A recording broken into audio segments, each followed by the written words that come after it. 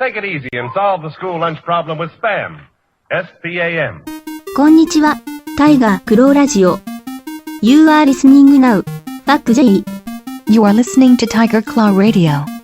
Number 1 in vintage computer and video game entertainment. And now your host, Critical Failure.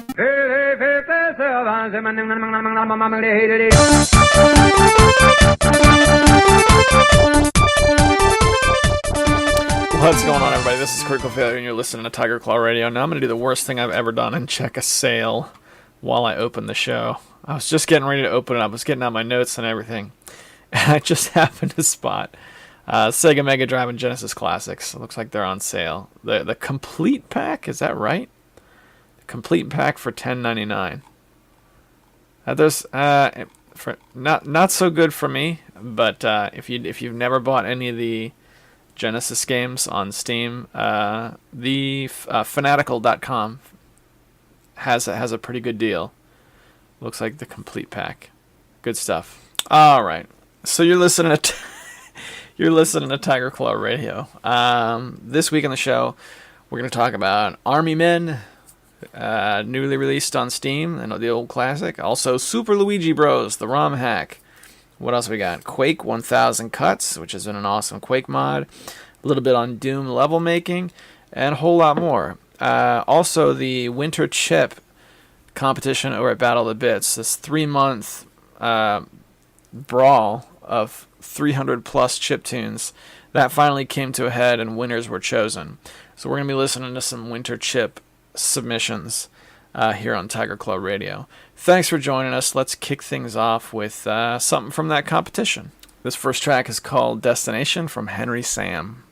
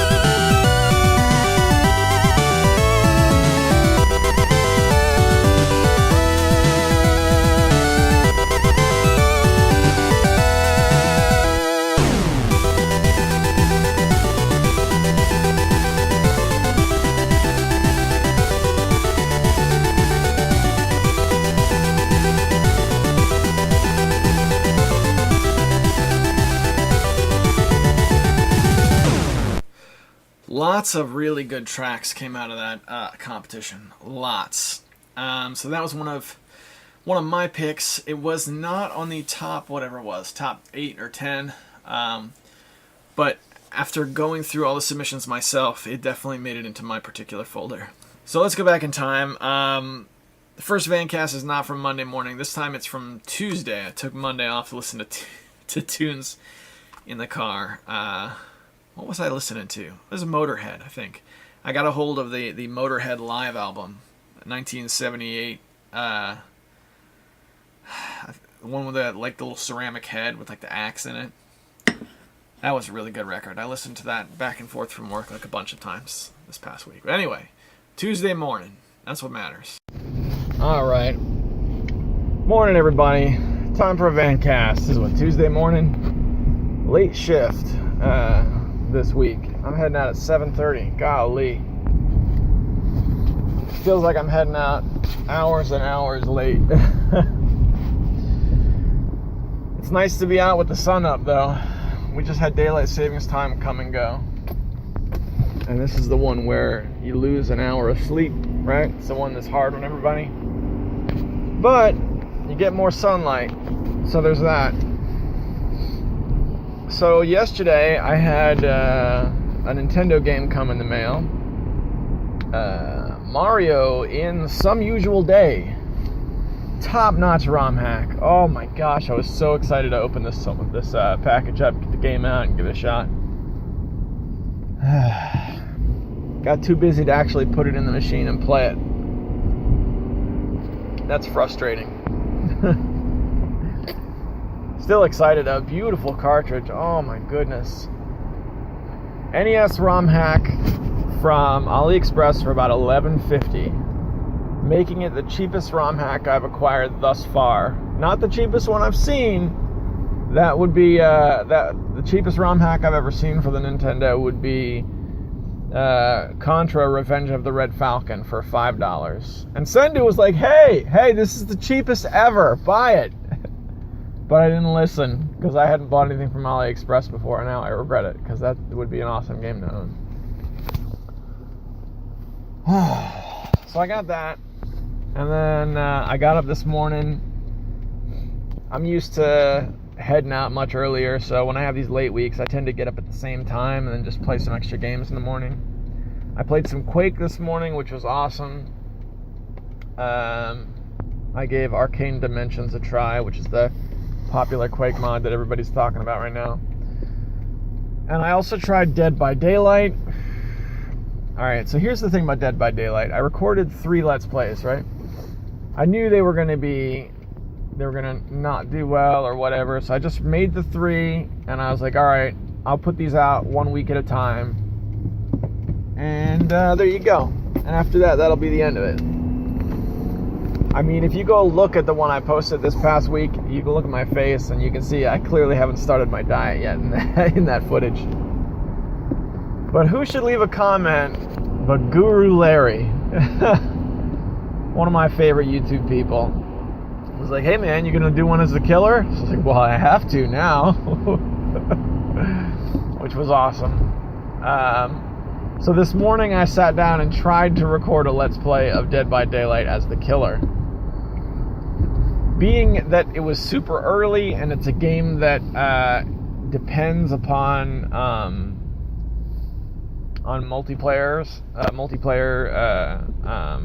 I was going to say cooperation, but that's not necessarily true. It depends on multiplayer, and you need to have other people there to play it. So when you play a game like that off hours, you're always rolling the dice.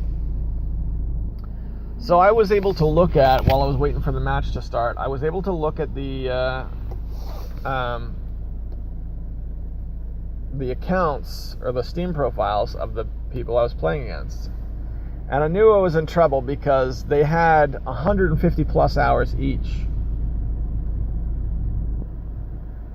And I have about 10 hours, maybe between 10 and 13 hours in Dead by Daylight. So I knew I was in trouble. Not just for the time difference, but also playing as the killer in that game, it requires much more skill. See, because if you're playing as the survivor and they get you and you die, that's it. I mean, it's you can jump right back into a new one. give it a shot. Yeah, no problem. I was able to play as a survivor and die a bunch and not be too frustrated. But playing as the killer, these guys, they knew what I could and couldn't do, and they were behaving as if there was no danger at all. We had survivors running in circles right in front of me. We had all of the engines were completed and the door was open and they just weren't walking through it, which is normal, but they were just, I was so mad. I got bullied by the survivors that are supposed to be afraid of me. And I was like, well, this game is broken. So that footage is unusable. I ended up rage quitting, which I don't know if that's going to help me or not. I know in Friday the 13th, if you are a survivor and you rage quit, then the killer doesn't get as much XP or something. It's like, all right, if that's the way you want to play it, then you guys aren't going to have the chance to run through the door. So I rage quit, and that was the end of that, and I'm probably not going to play that game again for a long time, because they need to fix that. I couldn't do anything. The most impotent killer. They were right in front of me. I should have been able to do something to them. That's frustrating. But whatever. I could stick with it and learn the ins and outs of the game and find a way to make it work. There's probably some killers that work well and some that are broken. Because if you watch the last one that I made, the killer was faster than me. So once they started chasing, I could not get away. I guess I would try it again using that killer. That was the Huntress. I would try it again like that, but I don't know. If she's DLC, then forget it. Some of the killers are DLC. I think that might be another problem. You might have 4 useless killers, and then ones that would work, but you have to pay extra money for, and I'm not going for that. Especially now that H1Z1 is free to play. I can't risk spending more money on a game and then having it turn free to play on me afterwards. So so that was my morning. I'm getting ready to go bang out a day of work, hoping that I can go home and play some NES ROM hacks. I have 2 now. 3, right? Got Some Usual Day. I've got the Luigi Chronicles, or not Luigi Chronicles, Super Luigi Bros. I've got Challenging Lolo, and I've got Rockman No Constancy, however you say that name, because it's not consistency. So that's 4 NES ROM hacks. Plus I bought Pro Wrestling recently, so that's 5 NES games in the last couple of months. That's a huge boom in my NES collection. My NES collection hasn't moved in quite a long time. The last game I remember getting before that was Hemrock sent me a copy of Spy Hunter. And that was a good bit ago. That was quite some time ago. So I'm having fun with the NES again, which is great. I do love that system. Something about the NES, man, made it resonate real hard. You know what game I'd love to get for the NES? Hogan's Alley. You remember that game? My NES is hooked up to a CRT, so I can use the light gun. It's a little CRT, but it does the job for sure. I still get it out and play Duck Hunt occasionally, but Duck Hunt's the only light gun game I own. Hogan's Alley was a favorite. MagFest, they have the light gun shooting gallery set up. It's like in the console room. It's like 6, 7, maybe 8 CRTs and consoles set up with various different light gun games. How many light gun games were there for the NES? I know there were several, but the only ones I think I ever played was Duck Hunt and Hogan's Alley. I don't think I ever encountered a third light gun game. I know they exist, but I'd have to do some research and see what they are. There was a poster you guys are probably familiar with. When you would buy an NES game, brand new, in the box, there was a poster that all of the NES games came with if it was first party. And that was like a broken TV screen with the Nintendo logo on the top. And then like maybe 20 or 30 little screenshots of other games that were for sale. If I showed it to you, you'd recognize it, I bet. But this poster was all over the place. And I remember at one point not being interested in getting like a perfect NES collection, but getting all of the games on that poster. And there was one, I remember looking at it as a kid, saying, how come we don't have this one, this particular game? I can't remember what it was. And my brothers were explaining, that's a light gun game. And then we had a light gun. I don't know why. Whatever. That doesn't matter. So the point is, I know there's more than 2 light gun games out there. I mean, there's what is it? There's one. What's the game they play in Back to the Future 2? I know that's a light gun game on the NES. Wild Gunman. Wild Gunman on the NES. Pretty sure it is. I don't know. I like the NES. Okay, 2 other bullet points to go over while I'm driving to work this morning.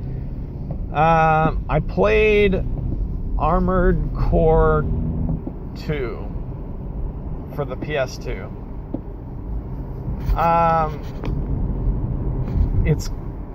It's a cool game, right? You're looking at a third-person shooter, a third-person chase camera shooter.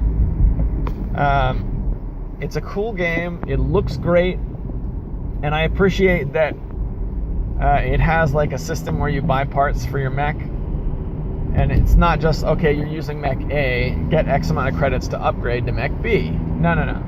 Your mech is the sum of a lot of parts. You got the right arm weapon, left arm weapon, head, core, legs, treads, options. All these things make up how your mech fares in combat.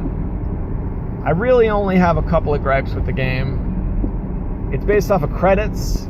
You win a mission, you get credits that you spend on these things. But if you lose, then you it pretty much bottoms out your credits.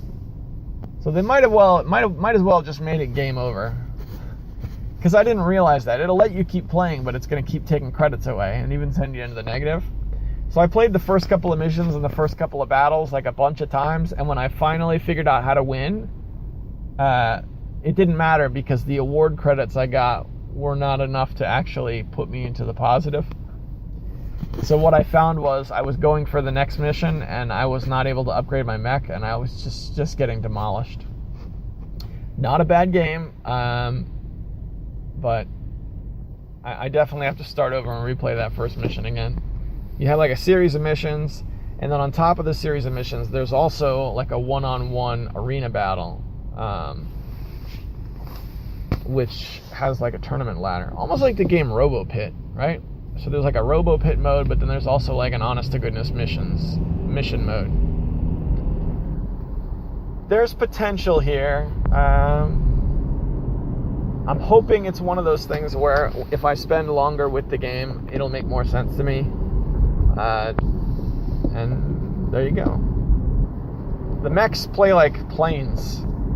You can't, like, if something gets behind you, good luck turning around, son. You're gonna get demolished while you're slowly trying to move your mech legs. Oh, I got a cop behind me.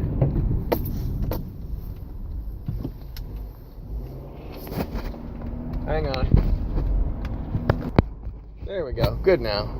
It's perfectly legal to do what I'm doing, but there's a ban on, I'm holding my phone up in front of my face to talk into it, so if a police officer looks at me and thinks I'm texting, then they can hit me pretty hard. You're also not allowed to talk on the phone without a hands-free device here. So, talking into a speakerphone is fine, but like if I put the phone up to my face, then I'm liable to get a ticket. So, whenever I'm doing the van cast, I was worried a little bit. Maybe I get pulled over. I don't know. What was I talking about? Armored Core 2. Yeah, so cool game.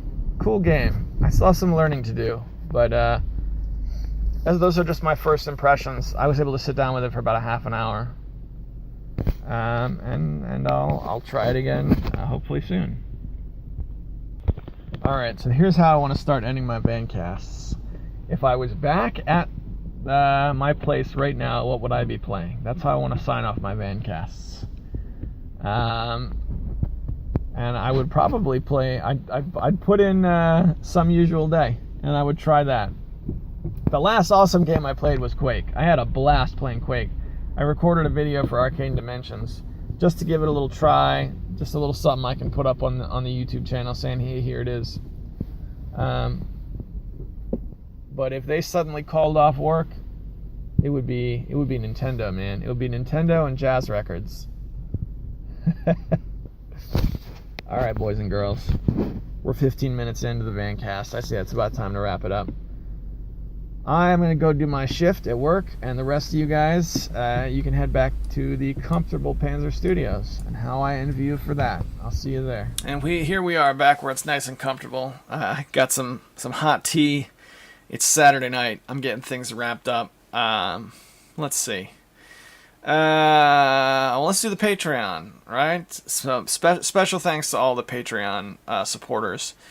They're getting a copy of the show a little bit early. As soon as it gets done tonight, I'll post it for them. I also posted a couple of Quake videos that are going to go up on Patreon as well. I recorded a bunch of Quake stuff for YouTube, but I realized it was too much, and it wasn't all going to quite fit, but I didn't know what to do with the footage, so a couple of Patreon exclusive videos on the way. I also like to just read off a hall of distinguished gentlemen here on the air. They are Hemrock, James, Sendu, Tecmo Balls, Durabka, Six Health the Fury, and the Cartridge Brothers. Thanks a lot for your support, guys. Let's get on with the show. I do have some more vancasting for you, but this is one more track from the Winter Chip contest. It's a short one, so I think we can get through it without breaking the flow too much. It's from Toby Comey, and it's called Wake Up. It's real short. It's just 1 minute and 5, but I think it's worth it. It's got a nice pep to it.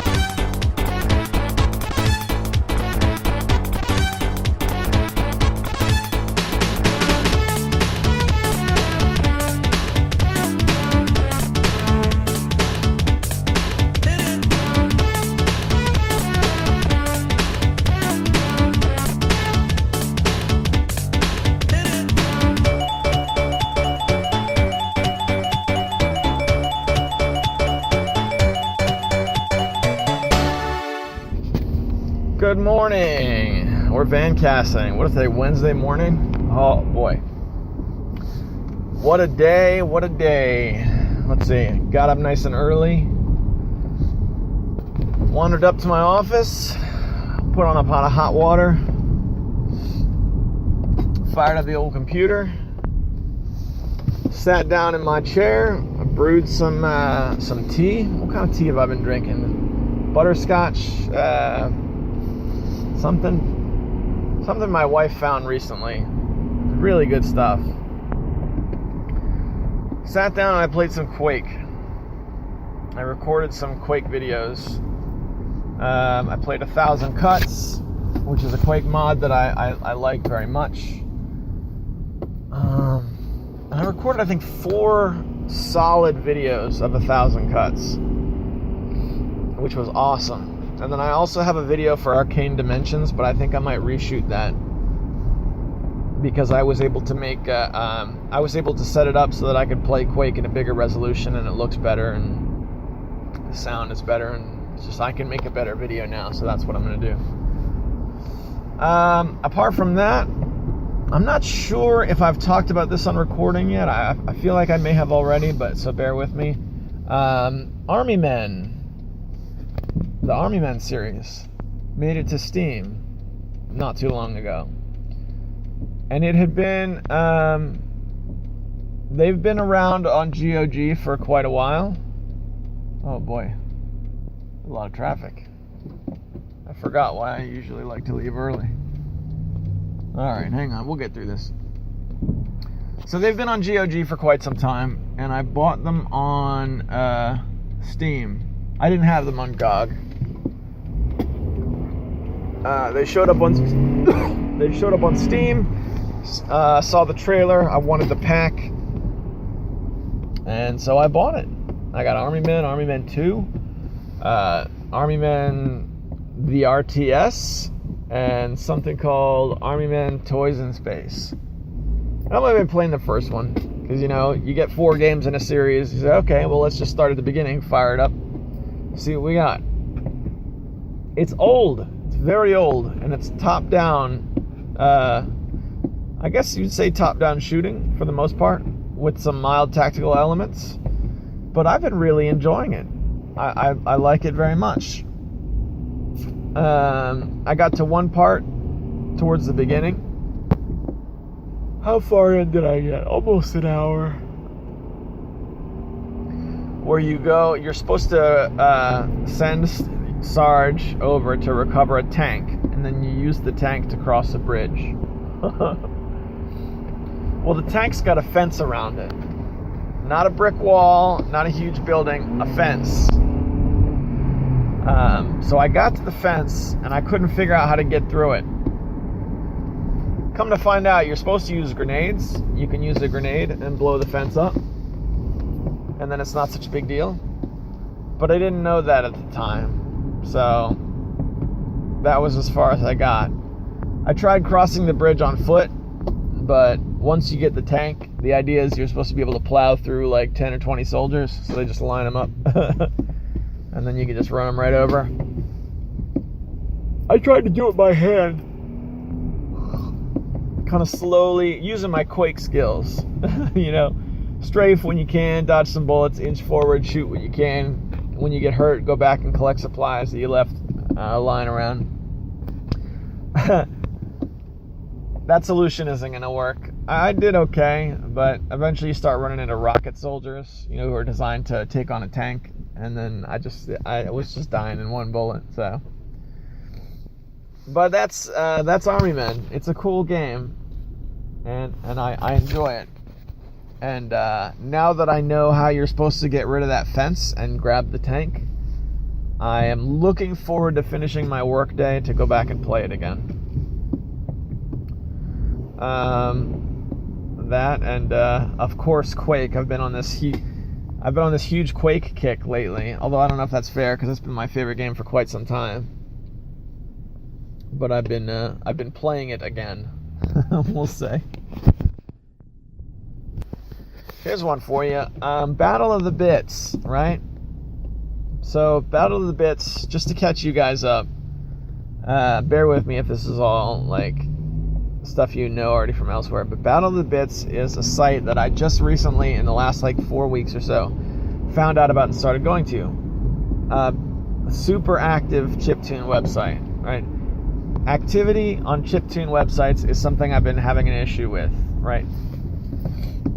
In the last year on TCR. I tried going to U Collective, and they kind of they had a place where artists could dump their chiptunes, and I would go there, but they were only getting a song or two a week. I tried going to chipmusic.org, which was very active when I found it, but then it started to do the same thing, trickle down to a few songs a week. And then I found Battle of the Bits, which is a website I think I had seen before, but the design didn't really look great, so I kind of glossed over it. And this is the site I'd been looking for. I mean, you stay on there and you refresh, and they'll get a couple of songs every hour. But it's not just a bulletin board where people dump their chiptunes. What happens is there is a theme, and they use the theme for competition, and then based on the competition, they produce a group of MP3s that are the winners, and there's your album. So Winter Chip, I think it's 8 or 13, I don't know.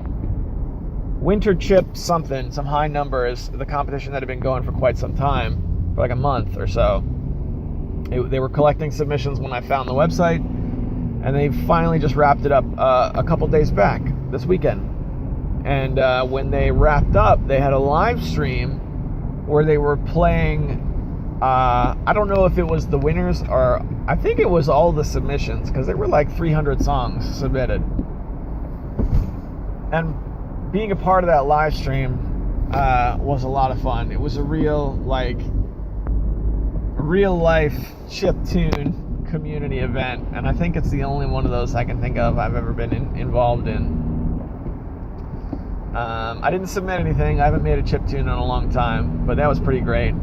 I downloaded the submissions that I thought were the best from what I had listened to, and I'll probably dump those together in like a mixtape, and I'm not sure how I'll release that. It'll probably be,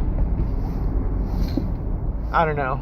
I feel like I could just drop a 20-minute video here on YouTube, or maybe Podomatic or something like that. I don't know how. I'll make it work somehow, but that was really awesome. I have not downloaded the zip of the winners, but that was really, really cool. Well, I guess that's about all I got for today's Vancast. I was trying to think if there's anything else I wanted to go over, but there really isn't. It's cold out this morning. On my way to work, I got some Motorhead in the car that I'm going to turn on as soon as I turn this off here. I've been listening to the Motorhead live album in my car. That's been my music for the last few days. And I'm going to go do my day of work. So this is how I like to end Vancast now. If I was back in Panzer Studios, back in my home, what would I be turning on right now? And there are a few good candidates.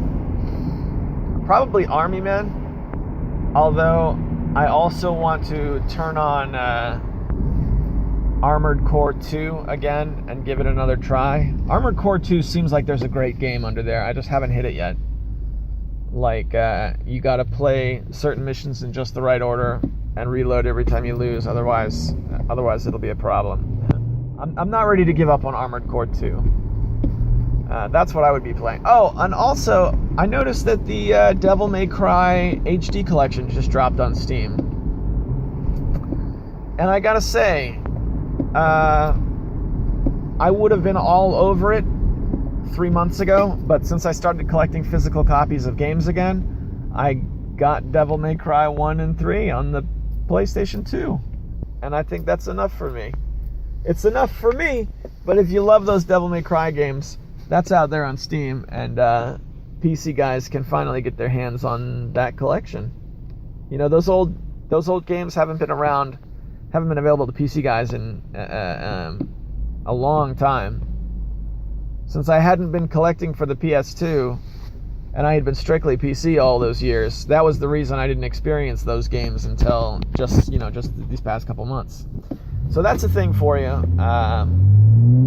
I am going to sign off now, and I'll meet you guys back in the comfortable Panzer Studios. And how I envy you for that. I'll see you there.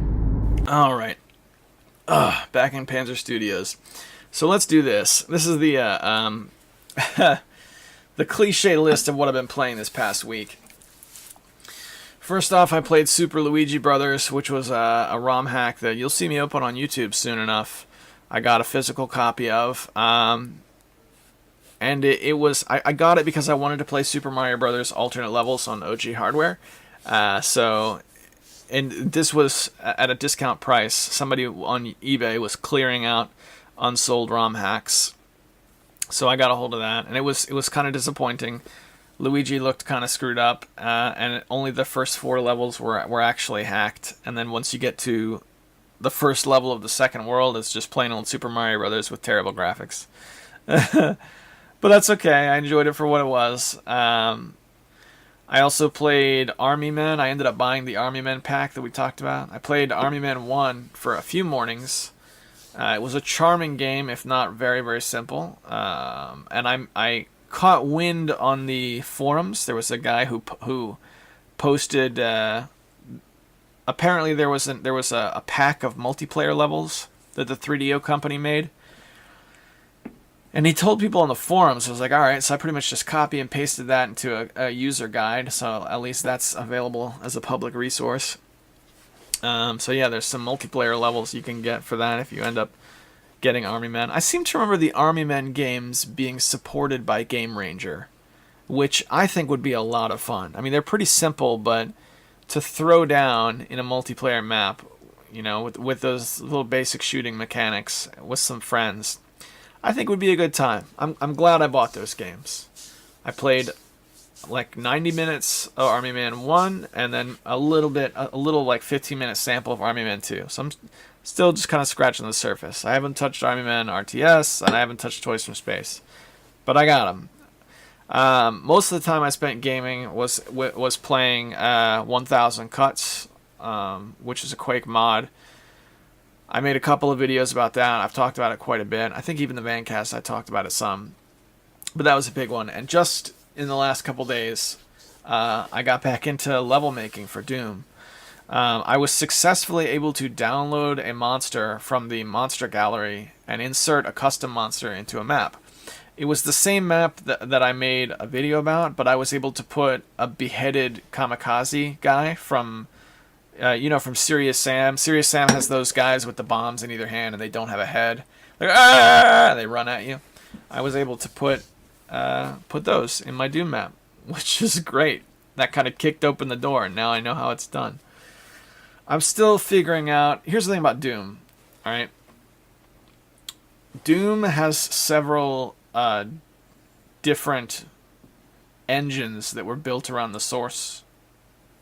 So when you go to make a level in Doom Builder, it asks you, are you making this for Doom? Are you making it for Doom 2? Are you making it for Z-Doom? Are you making it for Skulltag? Are you making it for Z-Doom in Hexen? Are you making it for...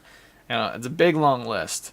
And I just kind of picked out I finally figured out the one that I'm supposed to use, because I had been just doing vanilla Doom, which meant that I didn't have access to, like, source port capabilities when I would build a level. So I would be, like, trying to add in custom stuff and it wasn't showing up.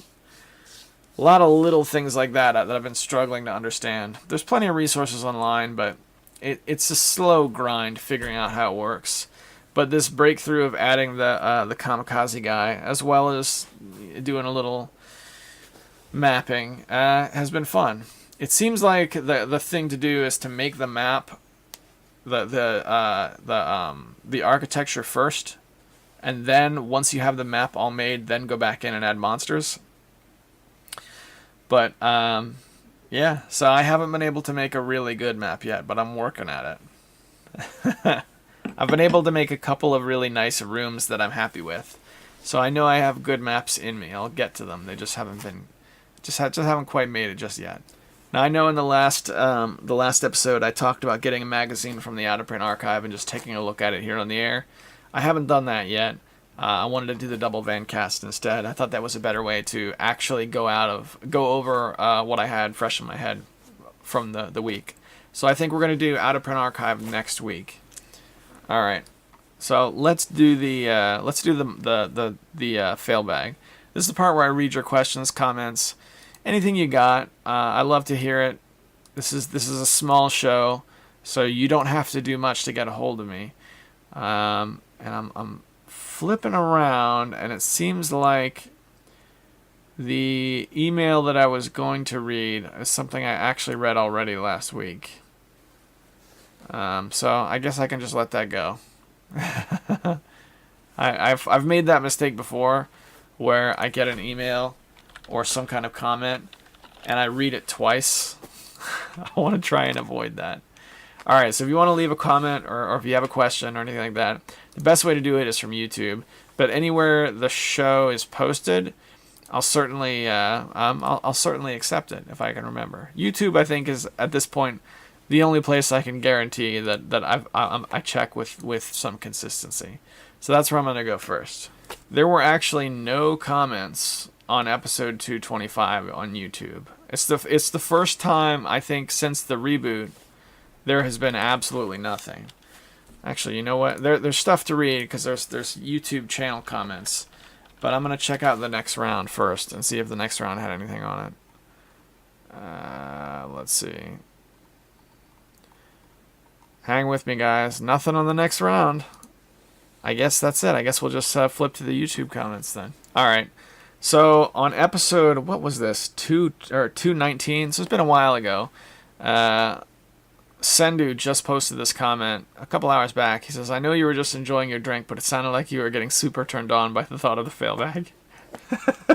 I got to go back and listen to what he's talking about. I wish there was a timestamp so I could go back and hear it. But yeah, I could see myself making those types of noises. That's not what it was intended to be, though. So don't worry.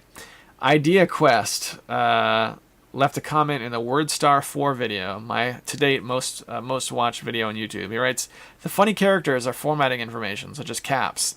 The 8-bit is used to indicate such information, resulting in the funny characters. There's a setting where you can choose to save as pure text." Is it, though? Maybe you're right. I don't know. WordStar was a weird program. I had a lot of problems with it.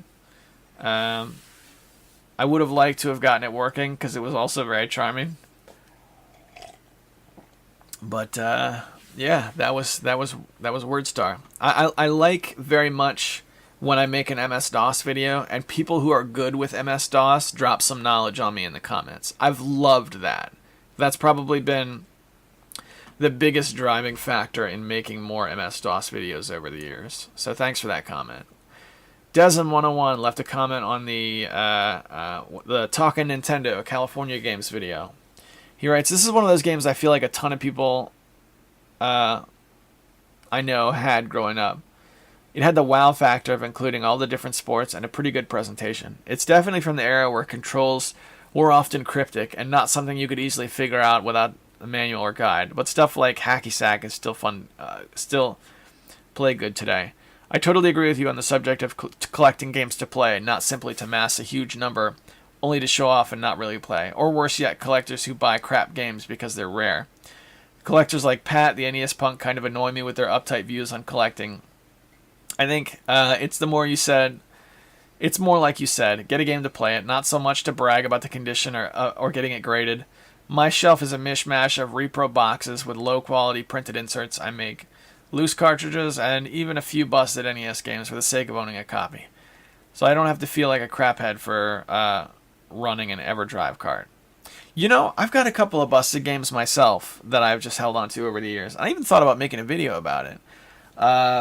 Populous on the Sega Genesis, I bought at MagFest like 4 years ago, and it doesn't work. I don't know why I still have it. It was $2, and I couldn't let it go. Another one is the Sega Genesis version of the Game Genie, which was a gift. It was sent to me by Sendu in the mail. It was just one day. He was just like, I said it on the air. I was like, man, I really wish I had that. And it was like, you know what? We're making this happen. And he sent it to me, and it didn't work. But I was touched by the gesture. It was an incredibly nice thing to do. You know, in a world where you can benefit yourself more by being a jerk, somebody was like, here's some kindness. So I've always held on to that, even though it is broken. And I wrote this comment to him, to Desm after he left that. I said, the existence of repros is driving down the cost of super expensive games. So after years of collecting, guys like Pat, the NES punk, are going to have a hard time dealing with the fact that anyone can get a repro of something like Stadium Events for $15. That's the nature of investing. Prices rise and fall all the time. Good for you for making your own cases and stuff. I love all that DIY kind of thing, which I do. I made a CD cover for the Dreamcast ISO of Sweet Home I found. I couldn't get the game working, but I was so proud that I was able to create the cover myself. It still sits proudly in my game collection. And that's true. It sure does. I see Sweet Home right there. It's a great looking cover. And it's supposedly there's an ISO for the Dreamcast, but I couldn't get it to work. I haven't figured out how to burn Dreamcast games. I have to relearn how to do it, because I haven't burned a Dreamcast game in a couple of years, and I'm not running the same computer anymore, so. Oh well, what are you going to do? Let's see. And he writes, exactly. Same goes for stuff like collecting fine art. I love watching Antiques Roadshow, and it's great to see how art historians and experts can tell how to spot a counterfeit, or repro, haha. There's always going to be copies of rare things which are popular, and it's one of the caveats of being a collector. If we demand authenticity, it's worth educating ourselves about it. Collecting simply for the dollar value is definitely a risky investment and should be treated as such. Yeah, you know, I refuse to accept the idea that me buying Splatterhouse 2 for $3 takes away from somebody else's collection. Sorry. Let's see. Yeah, here's one that was badly needed. This is from Tecmo Balls. He writes, "You inspired me to dig out my bin of NES games that hasn't been touched in a year or two. Keep doing what you're doing, even if you think nobody cares. I've been listening since the beginning, bud, and I've always looked forward to my Tiger Club radio episode a day early. Love you, man. You, Bithead 1000, Jerry Terrifying, and Happy Video Game Nerd, and Retro League are my YouTube/podcast Mount Rushmore." Tecmo Balls, let me tell you, brother, that was a truly kind comment at a time when it was badly needed. I look at the YouTube numbers, and I look at the fact that the comments just dried up on Tiger Claw Radio altogether. They're gone. You know, so it's really nice to know that there's still somebody out there appreciating TCR and listening and tuning in. So thanks, man. I'm humbled in a big way. Let's see. Light Studios, good old Sendu, writes, "Hey, when Monster Cast 1 came out, you were still on GNet, so you were doing it weekly." And I think that's about it. I think after that we get into stuff that I read last week. So that's the fail bag, everybody. You can always reach me at YouTube. Now these days I'm looking into the comments that are posted on all my videos, which I think is fair now because I post, I try and keep it week daily if I can, but I don't know. I have a feeling next week I'll probably be doing just a couple of short videos, and that's about it. I've got to record more for my Talking Nintendo series, which has been fun. It's been, whenever Nintendo shows up, people tend to click in and check it out, which is pretty cool. And it's nice to focus on talking about something that you can't get from the Wikipedia page.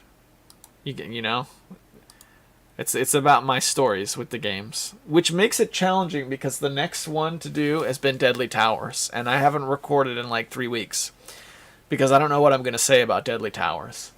The next one, I can see it right now. I have a little clump set aside to do. Deadly Towers, Desert Commander. Is it Commander or Commando? Yeah, Desert Commander from Kemco. And Double Dragon. Those are the next 3. I could record those as soon as I'm done here.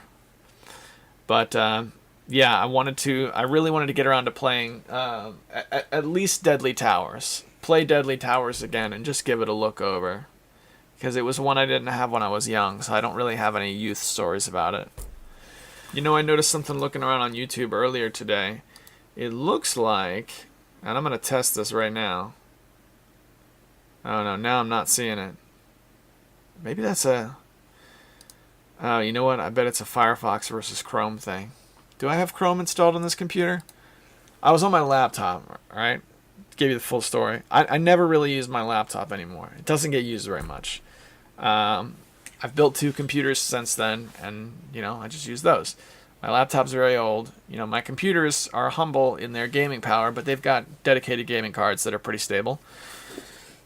Laptop's a laptop, integrated. It's not a gaming laptop. It's a laptop, workhorse laptop from 8 years ago. So I was on it toying around. I just wanted to play with Doom Level Builder on the couch.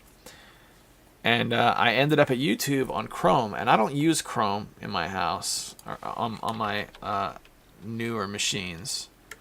And I noticed that on YouTube, Chrome has a feature, or not necessarily Chrome per se, but I noticed that if you mouse over the videos on YouTube, it would play like an animated GIF of the video's contents, which I'm on Firefox, and it's not doing that for me. So I don't know. I'm trying to determine if it's something. Yeah, see, it's working now. I wonder if I've got some sort of plugin that's blocking it. I don't know. I think I've already lost interest now while I was discussing it. Alright, that's the end of that. Some Usual Day finally showed up. I did some recording of that. Got some expert Mario Brothers levels, expert Super Mario Brothers levels. So here's the story. When that game showed up, I noticed that the cartridge casing was a little bit cheaper than some of the other repros I've got. So I opened it up. I wanted to look at it. It looked like the circuit board was sticking out. I wasn't sure if it was supposed to or not, and it wasn't closed with security screws, so I just got my screwdriver. Hey, let's just open the cartridge case and take a look. This would be a cool video, actually. Circuit board is pretty neat looking. I could tell it was a universal circuit board. It had a spot for the battery save, but there was no battery there. I looked it over, put it back together, and I fired it up, and it seemed to work. So here's the thing. Some Usual Day, as it turns out, is a Super Mario Brothers game, Super Mario Brothers 3 ROM hack that supports saving on the Nintendo. It's pretty sweet. Every single level is just is brutal. It's really tough. So I guess they figure if there's no lives, and if you can save every single time, well, then you got something. So this version doesn't save because I don't have a battery. But weirdly enough, when you fire it up, it has a continue option and it has a new game option. So riddle me this. If you don't have a battery, like I don't, and it says continue, there's clearly not a save data there. What happens if you hit continue? And the answer is it goes into this weird glitchy mess, which is just complete video game anarchy. So in order to play it, you have to hit erase save and then continue. Very strange. But an awesome game, and even more awesome to have in a physical copy. So that's really great. I'm up to 4 physical ROM hacks now. I'll have to release. You know what? I think that's probably what's going to come out this week on Tiger Claw TV. This week on Tiger Claw TV. Keep your eyes open for. Let's see what I've got ready to come up. Unboxing Pro Wrestling on the Nintendo, and 2 NES ROM hacks. Oh yeah, that's good stuff. It really is. You gotta trust me on this. So listen, boys and girls, whatever's brought you here in your life, 52.5 minutes in to Tiger Claw Radio. I hope it's going well, and I hope you're fighting the good fight and doing what you got to do to make sure you get out of bed and make it to work or school or wherever it is you got to go. I'm rooting for you. I really am. It's not easy. It never is. Not for me, not for anybody.